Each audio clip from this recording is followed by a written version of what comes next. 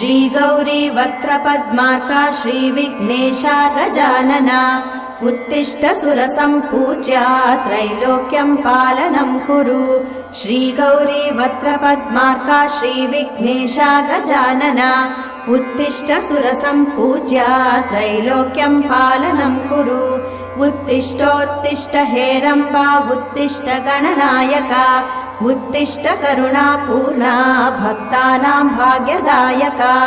उत्तिष्ठोत्तिष्ठ हेरम्बा उत्तिष्ठ गणनायका उत्तिष्ठ करुणापूर्णा भक्तानां भाग्यदायका श्रीयाकुवाहन शिवात्मज दिव्यगात्रा